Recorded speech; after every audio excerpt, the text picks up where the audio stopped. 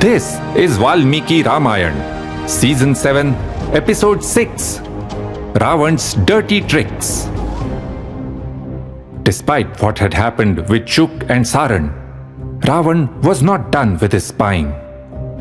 He put together a team of spies under the leadership of Shardul and told them, "Find out what Ram is planning to do.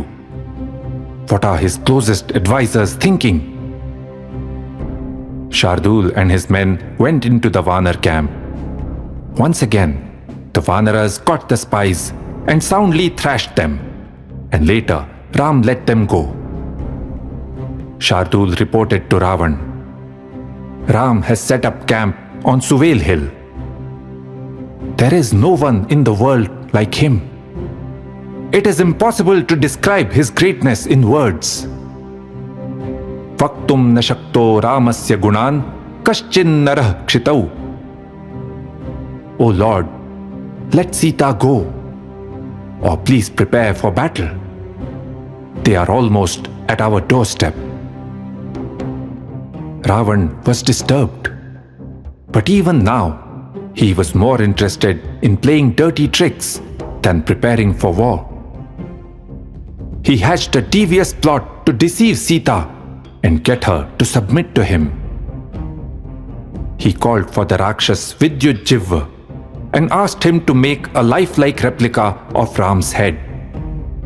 The Rakshas was an expert at making such things and made a very realistic model.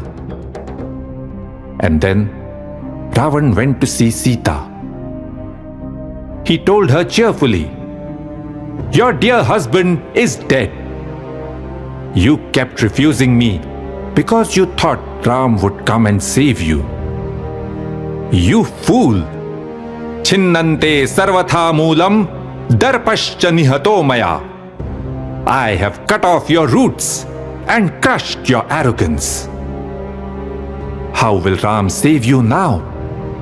Be mine, and I will make you the chief among all my wives." Ravan went on, "Let me tell you how I killed Ram. He was coming to Lanka with the Vanaras to wage war. They had camped on the other side of the ocean after their long travel from Kishkindha. My forces under the command of Prahast went there and attacked them in the middle of the night. Atha suptasya Ramasya prahastena pramathina asaktam kritahastena shiraschinnam mahasina." Ram was sleeping. Prahast's sword sliced through his neck without any problem. My soldiers then killed Sugriv, Angad and Hanuman. We butchered the Vanaras by the thousands. The rest of the Vanar army fled. Lakshman also ran away. I have brought Ram's blood-soaked head for you to see." Turning to the Rakshasis guarding Sita, Ravan ordered, "Go and ask Vidyutjivva to come here. He had got the head from the battlefield." Vidyutjivva came to the scene on cue, and Ravan told him, "Let poor Sita see what the end was like for her husband." The Rakshas threw the head at Sita's feet. Sita screamed and collapsed onto the ground. She cried bitterly. Looking at what she thought was Ram's head, she said, "How could this happen? O greatest among men! You had promised me on the day of our marriage that we would always be together. Now please take me with you. Kim ma na prekshase rajan, kim va na pratibhashase. Why are you not looking at me? Why won't you speak to me?" Turning to Ravan, Sita said, "Kill me too, just the way you killed Ram. Shirasa me shiraschasya, kayam kayena yojaya. Place my head next to his head, my body next to his body. I wish to go where he has gone. Sita was pained not only by the fact that Ram was no more, but also by how he had died. The greatest warrior in the world had been killed in his sleep, without a fight. She was also worried for Kausalya. How will she be able to bear Ram's loss? And Sita thought of Kaikeyi, who had finally got what she wanted. Sita was utterly crushed. But Ravan still could not get what he wanted, her consent. That was out of the question. The ploy had not worked. Just then, a messenger came and said to the Rakshas king, "O Aryaputra, there is some urgent matter. The ministers are waiting to see you. Please come quickly." And Ravan went off to meet his ministers, leaving behind a distraught Sita.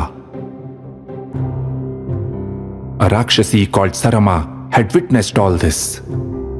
She was one of the guards assigned to watch over Sita. But over time, the kind Sarama had become friendly towards Sita. Sarama told her, "This is just one of Ravan's tricks. Ram is well. Together with the Vanar Sena, he has already crossed the ocean. They will attack any time now. That is why Ravan rushed off from here. Listen carefully. You can hear the horses and the elephants, the rumbling of the chariots, and the soldiers getting ready for battle. Don't worry. You will soon be with Ram." Sarama then asked Sita, "Would you like to send any message to Ram? I can slip out of the city unnoticed and try and meet him." But surprisingly, Sita said, "If you want to do something for me, please find out what Ravan is discussing with his ministers. What is he planning to do?" Note how Sita was thinking, fast and practically, despite the shock she had just gone through. She had already conveyed her message to Ram through Hanuman. She felt it was now more important to understand what Ravan was up to. Sarama went to Ravan's palace and came back with this information.